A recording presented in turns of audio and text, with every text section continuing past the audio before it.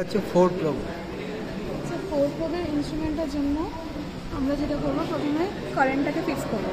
হ্যাঁ, কারেন্ট খুব ফ্লাকচুয়েট করছে, সেইভাবে দেখে শুনে করতে হবে। কারেন্ট এই 3 মিলি অ্যাম্পিয়ারে ফিক্স। এটা 3 মিলি অ্যাম্পিয়ার তখন হলো। এবার ভোল্টেজে নেব, ঠিক আছে? এটা ভোল্টেজ হ্যাঁ, না, তো এটাকে চেঞ্জ করতে হচ্ছে না কিছু? না, ওটা না, ওটা না। এটা ইন্টু 10-এ আছে। আচ্ছা, ইন্টু 10 মানে কত? 220 একটু মনে করে দেবো, মানে আসবে ইন্টু 10 মানে হচ্ছে, তাহলে এটা 21 হয়ে যাবে, 193 বা 190 এরকম হলো। কোন ভ্যালুগুলো এগুলো? এবার ওভেনটা টেম্পারেচার অন কেন আছে? এটা অফ হবে না আজকে? টেম্পারেচার তো অন করা ছিল। এবার ওভেনটা তো এই, ঠিক আছে, এটা মেশিনটা সুইচ। এখানে কারেন্ট আমরা যেটা ফার্স্টে বললাম, হ্যাঁ, কারেন্ট কততে কারেন্ট আছে এরকম। এবার ভোল্টেজ ইন্টু 10 মানে আগেরটার মধ্যে 10 যেটা হচ্ছে।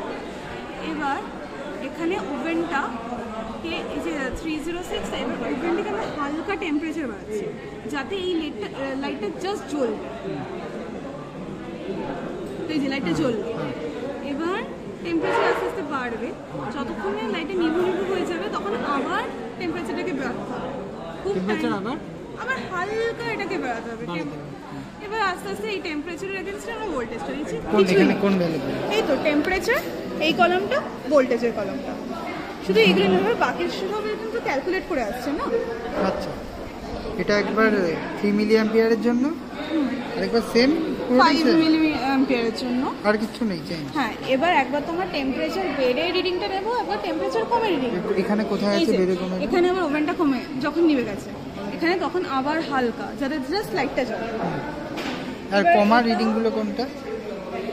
এটা হচ্ছে while increasing temperature, এই জায়গাটা হচ্ছে while decreasing temperature। মানে ডিক্রিজিং এর মানগুলো তো লিখছি টেম্পারেচার। ডিক্রিজিং এর টেম্পারেচার তো একটাই টেম্পারেচার, আমরা সেই করেসপন্ডিং টেম্পারেচার নেব। অ্যাজ ইফ আমরা 480 তে পৌঁছে গেলাম।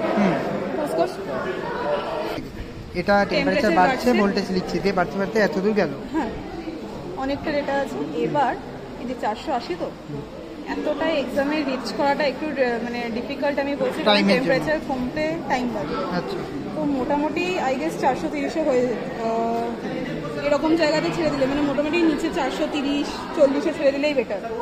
এততে যাওয়ার দরকার নেই। এবার আমরা টেম্পারেচার কমাবো। টেম্পারেচারে কমাবো মানে কি? এটা কি বন্ধ করে দেবো? ওটা ওরকমই থাকবে, মানে তুই ওভেনটা জাস্ট অফ করবি, কিন্তু এটাকে না এখানে রাখলে, ওভেনের ভেতরে থাকলে, ওভেনের ভেতরে তো গরম হয়ে আছে, তার জন্য তোর টেম্পারেচারটা কমতে খুব টাইম নেবে। এইটাকে জাস্ট এখান থেকে বার করবো, বার করে সাইডে রেখে দেবো, দিয়ে জাস্ট বসে থাকতে হবে। টেম্পারেচার এগুলো টেম্পারেচারের জন্য, আবার কমার ভোল্টেজ টেম্পারেচার কমছে, আর এগুলো হচ্ছে যে ডিক্রিজিং। হ্যাঁ, এটাই সেম, আর একটা 5 মিলি অ্যাম্পিয়ারের জন্য 4 প্রো। একদম যে সেম লাইনে থাকছে আর ইকুইডিস্টেন্ট থাকছে, ওটা দেখে রে তুই বলে দে। তাই এই যে 4 প্রোব, যে 4টা প্রোব একদম সেম ডিস্টেন্সে, 4টা সেম লাইনের মধ্যে আছে। একদম একটাই লাইন।